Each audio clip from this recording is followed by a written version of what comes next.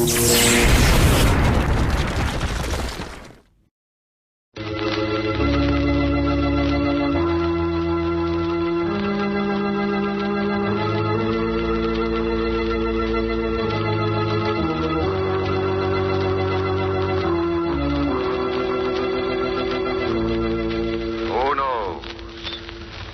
evil lurks in the hearts of men? The shadow knows.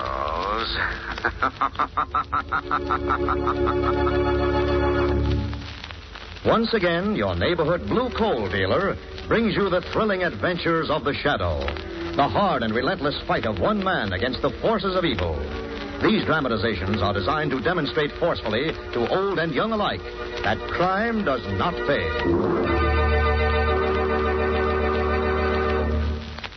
There is enough anthracite for all the lucky householders whose homes are heated with hard coal. These homes are enjoying healthful warmth in every room. Even though winter winds blow, there is no need to cut down heat or close off rooms in homes heated with dependable hard coal. Yes, sir. When you have a supply of hard coal in your basement, you're the boss of heating your house. You are absolutely independent of any outside service. Be glad you heat with anthracite, the home heating fuel that never fails. And remember, blue coal is the finest anthracite money can buy.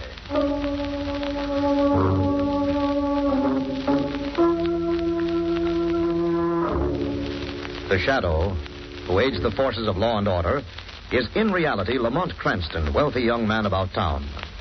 Years ago in the Orient, Cranston learned a strange and mysterious secret: the hypnotic power to cloud men's minds so they cannot see him.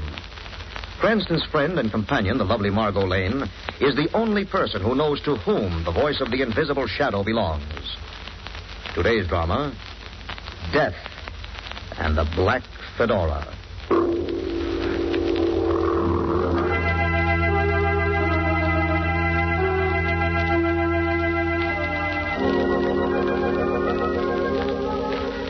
It is a little after 9 in the morning. Robert Gardner is just leaving for the office as the phone rings. His wife, Janet, answers it. Hello? This is Dr. Lansdowne, Mrs. Gardner. Oh, good morning, Doctor. Robert seems to be feeling a good deal better today, thanks to you. Mrs. Gardner, I should like to see you and your husband as soon as possible. Oh? Why? Never mind why.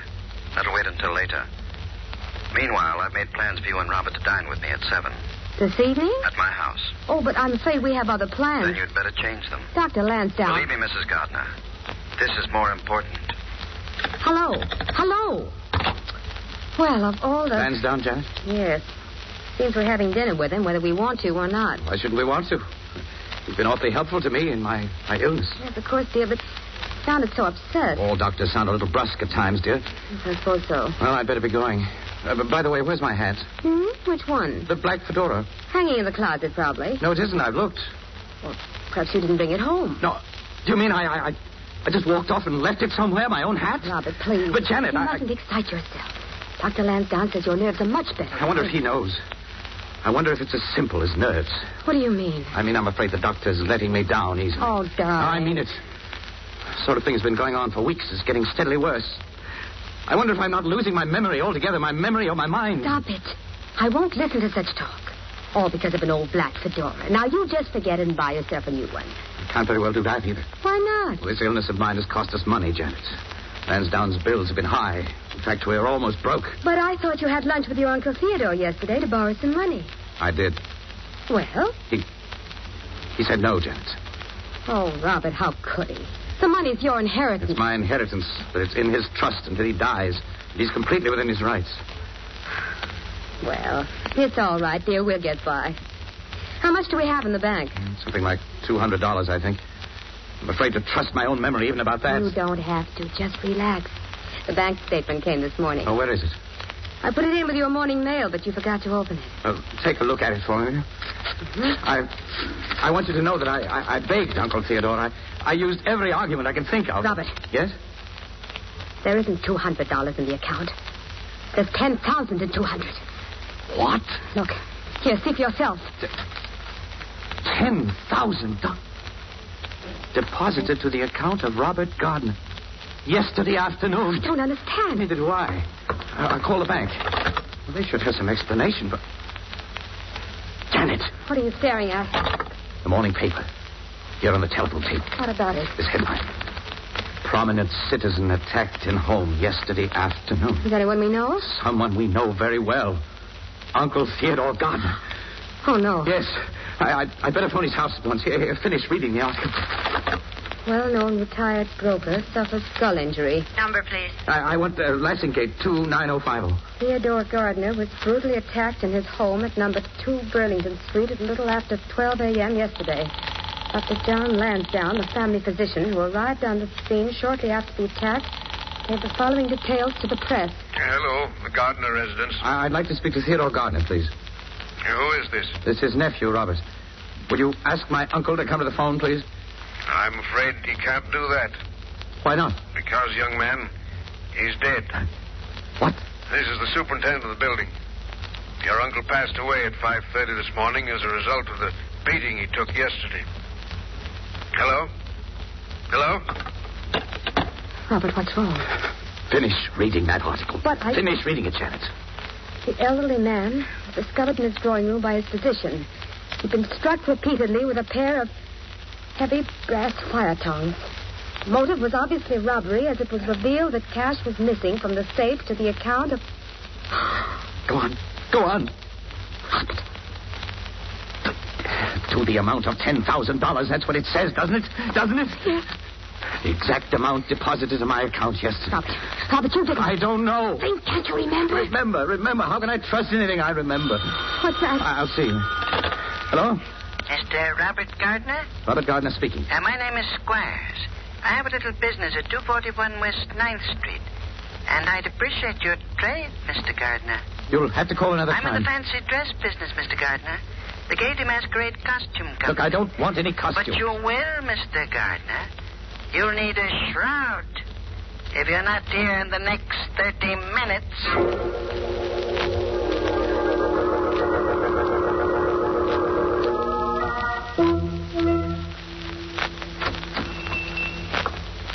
Is this the Gaiety Masquerade Costume Company? Yes, sir. And we've got every little thing here for a good time. Masks, wigs, costumes, finest in town and cheap. Now, you look at this clown suit. I don't want... Too fancy, huh? How about this pirate outfit? Deluxe item. You don't understand. Maybe for a gentleman like yourself, this would fill the bill. A British morning coat? I'm not interested. Wait till you see the hat that goes with it. There. I tell you, Where did you get that? A black fedora. Only slightly worn. The whole outfit is yours, Mr. Gardner, at the special price of $50,000. $50,000? Sounds a little high, but you're not only buying the costume, Gardner. You're buying a lot of silence. Silence?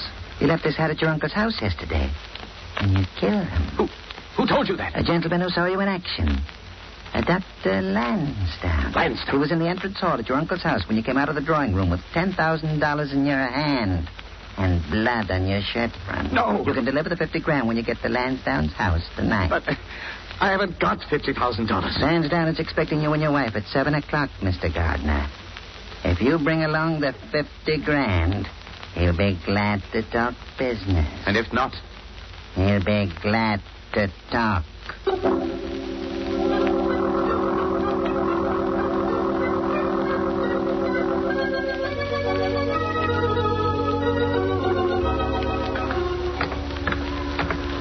Not late, are we, Lamont? Oh, right on time, Margot. Good. Dr. Lansdowne said 7 o'clock. Who else going to be there? Oh, just another couple.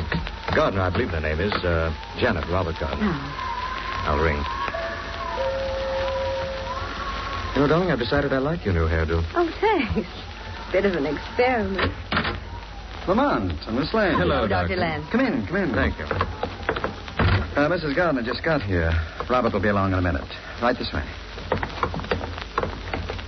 Margot, this is Janet Gardner. I don't think you've met. How do you do? How do you do? And Lamont Cranston, Mrs. Gardner. Gardner? Delighted, Mr. Cranston. Now then, shall I get us all a drink?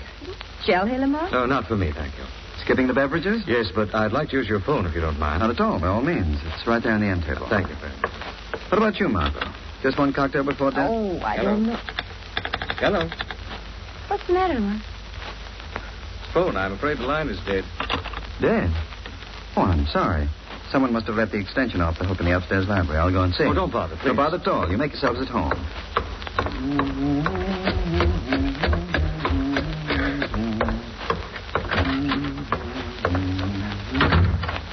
Oh, just as I expected. Saw up the hook all right. Oh, whoever did this? I did, Lansdowne. Gardner. I thought it might be as good a way as any of attracting your attention. How did you get up here? The rear door's latched. I climbed up the vines at the side of the house onto a porch out there. Well, my black English ivy has finally been put to some use. Though a rather unusual one, I admit. It's a rather unusual situation, Lansdowne. I wanted to see you alone. Frankly, I wanted to see you. I heard you did. As you know, I was not only your uncle's doctor, but his friend. And despite certain misgivings, I have every intention of going to the police. Yeah, I see. I have absolute proof in my possession. I have something else in my possession. Partner, I can't afford to buy your silence, Lansdowne, but I can create it. Put that gun down. So you have every intention of informing the police. I won't if you say not to. Really? Gardner, wait. I promise you I won't talk. You think I trust you? You've got to. You've got to listen to me. Do I?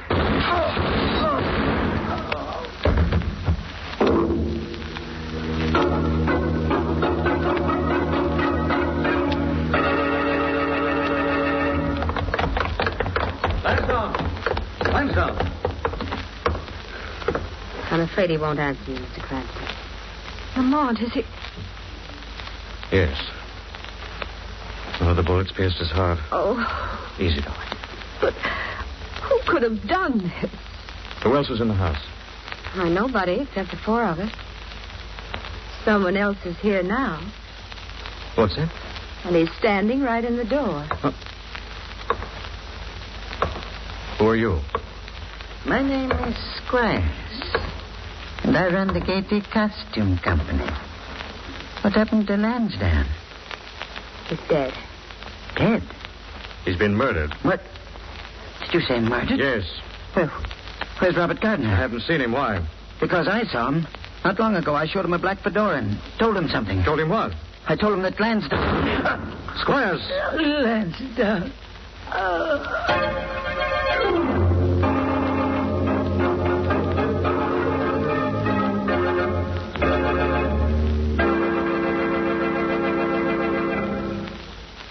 We'll return to the shadow in just a moment. Friends, during the recent severe weather, homes, apartment houses, schools, and other public buildings, heated with hard coal, have enjoyed full, healthful, uninterrupted warmth.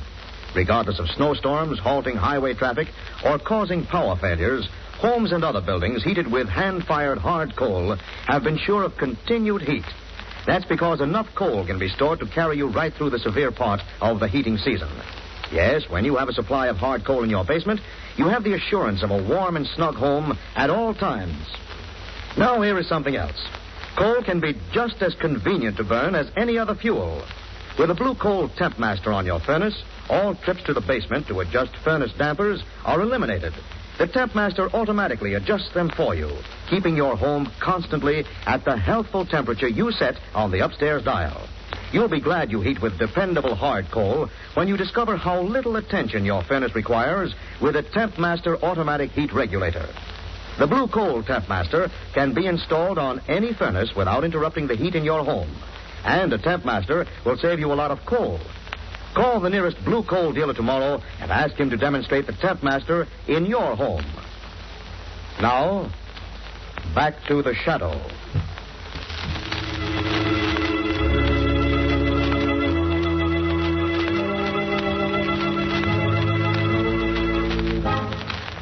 Margot, Lamont, and Janet Gardner have just found Dr. Lansdowne shot to death in his upstairs library.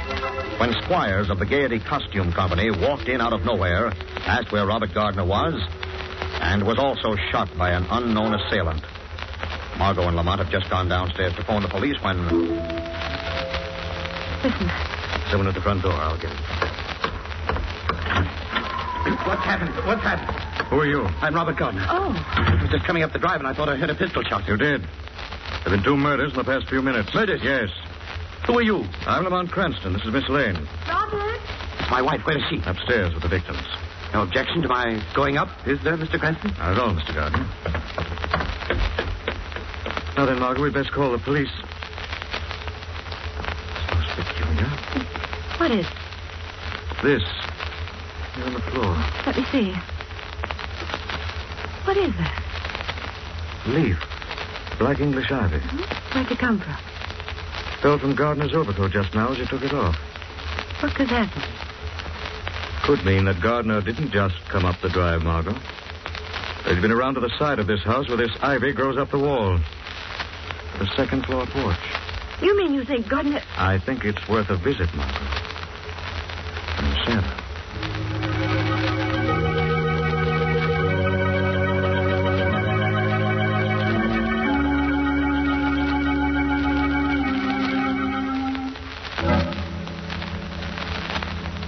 They're both dead, Robert. Lansdowne. Have you ever seen him before? Squires, I mean. No. No, never. You're lying to me. Janet. You're going to need help, Robert. Now, Cranston's clever. Please tell me the truth. There are some things it's better not to know too much about, Janet. I see.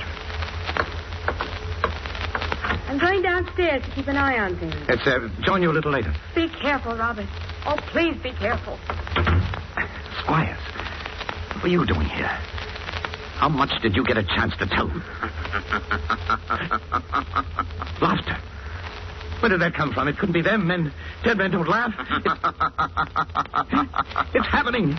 It's happening. My mind is going. Robert Gardner. Why did you kill Lansdowne? That voice. What is it? What is it? I am the shadow. Unseen by your eyes, but here beside you to see that justice is done. Why did you kill Lansdowne, Robert Gardner? Let me alone, please. Not until I know the truth. Why did you kill him? Because he knew I murdered Uncle Theodore. Theodore Gardner? Yes. Lansdowne was going to talk if I didn't give him $50,000. So you killed him in cold blood? Yes. No, not exactly. No? But there he is, dead at your feet. I don't know what happened. When I faced him, he promised to be quiet. He said he wouldn't betray me, and I was just beginning to think I wouldn't have to kill him when my finger must have slipped. The shot rang out. Where's the gun? Somewhere on the lawn. What? I threw it out of the window, and my excitement is down there somewhere. I see. Listen to me, Gardner. If what you said is true... It is.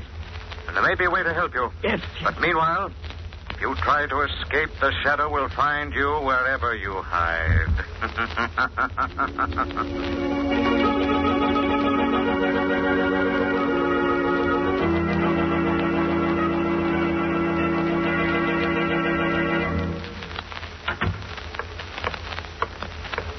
Mr. Cranston? Oh, Mr. Gardner, it's you. Where have you been, Mr. Cranston? Out on the lawn. Getting some fresh air? No, looking for something. Looking for something? Yes, for this. You recognize it, Mr. Gardner? Why, no, I don't. Well, perhaps you might. It's your husband's revolver. My husband? I don't think you're entirely ignorant of what's been happening, Mrs. Gardner. Though I admire your loyalty to Robert, I ask you not to insult my intelligence. Yes, Mr. Cranston, I do know all about it. Uncle Theodore and all that. Thank you for the honesty. But you don't understand. Robert's been so ill. Practically deranged mentally. There must be some way we can help him. Perhaps. At all events, there's some pretty interesting points about this pistol of his. What do you mean? Well, here, take a look at it. Thanks. Is it loaded? Yes, but it's no reason for you to be afraid of it. But it's a reason for you to be afraid of it, though. What? Put up your hands. Mrs. Gardner. Put up your hands, Mr. Cranston, and walk. Where are we going? Right here. Lansdowne study. But someone's waiting inside for you. Who? A lovely and terrified Miss Lane. Come on. Easy now, darling. We'll come through this somehow. Not necessarily, but there's the bright side, Mr. Cranston. This little lesson may teach you not to interfere in matters that don't concern you. I doubt it, Mrs. Gardner. It really doesn't matter, though. You'll never live to interfere again.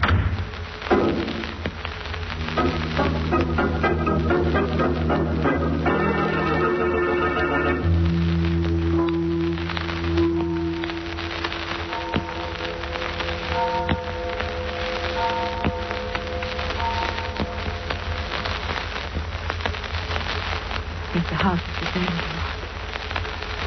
Not a sound for the past 10 minutes.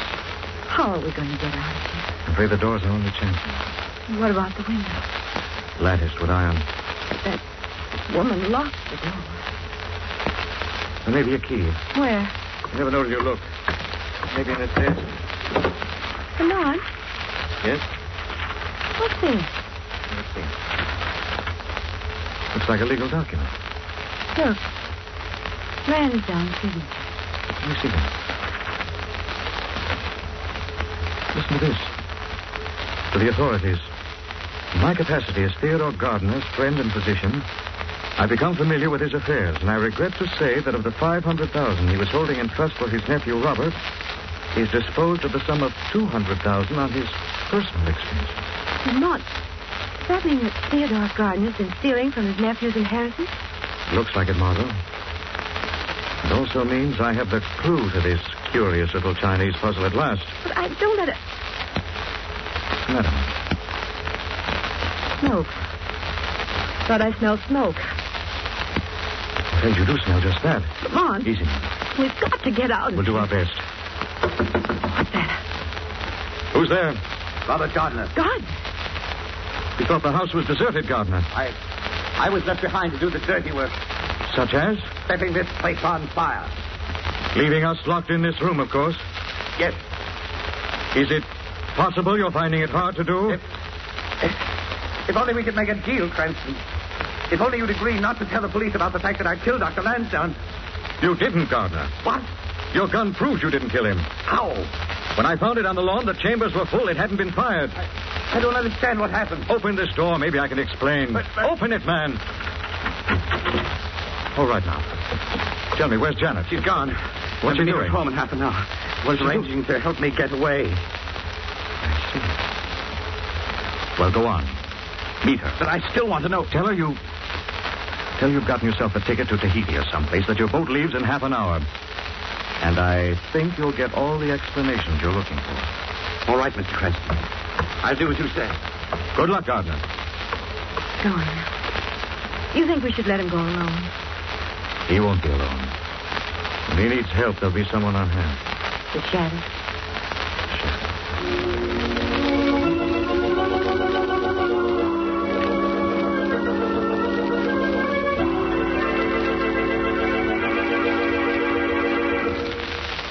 Police headquarters? Yes? This is Janet Gardner. I'm calling from my home at 825 Terrace Drive. Yes? I want to report 2 murders that have been committed since 7 o'clock this evening. What?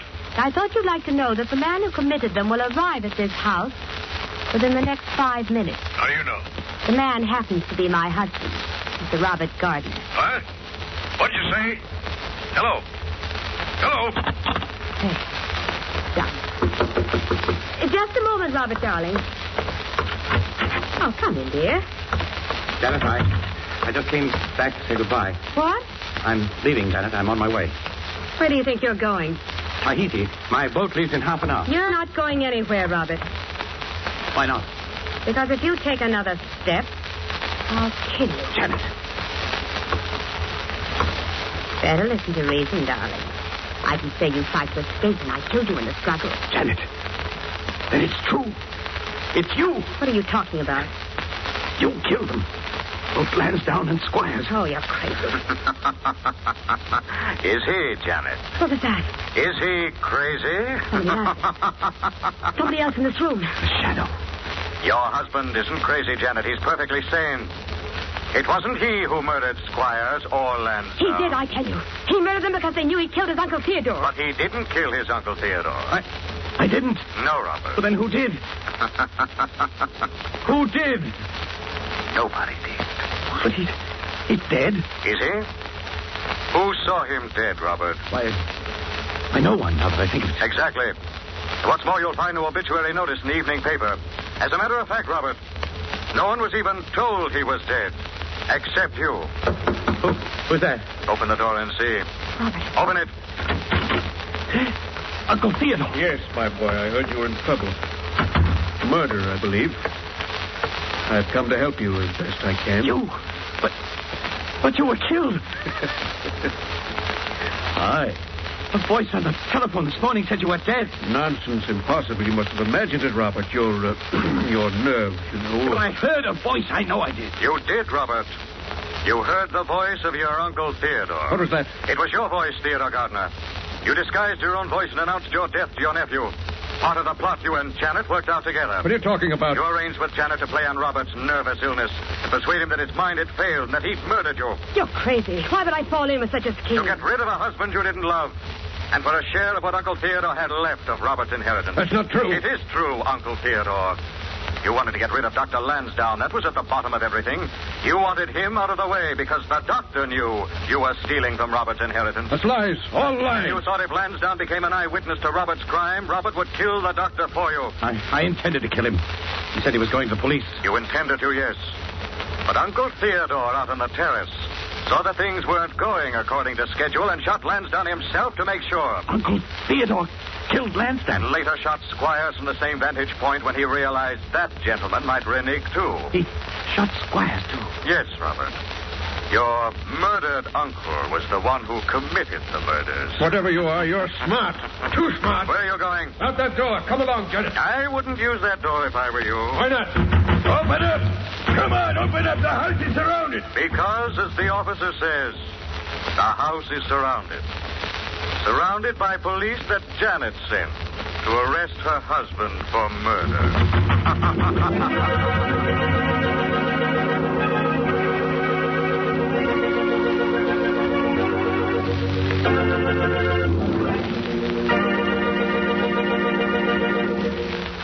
Now let me present Blue Coal's distinguished heating authority, John Barclay. Thank you, Andre Baruch, and good evening, friends.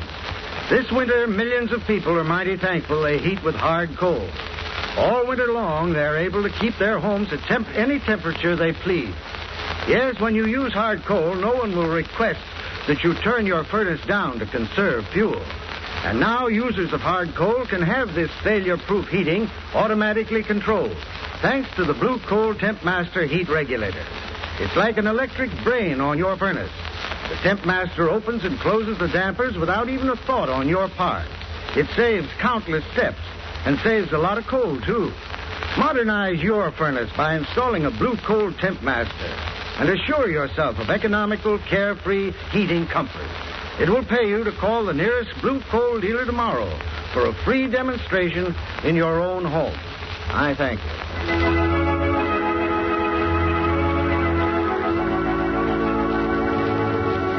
This story is copyrighted by Street and Smith Publications, Incorporated. The characters, names, places, and plot are fictitious. Any similarity to persons living or dead is purely coincidental. Again next week, The Shadow will demonstrate that The weed of crime bears bitter fruit. Crime does not pay. The shadow knows.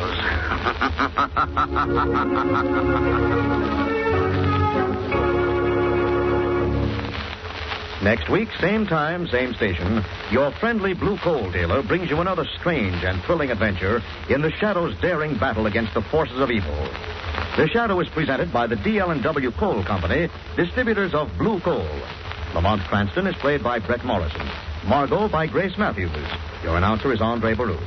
Remember, it's Blue Coal for finest heating service.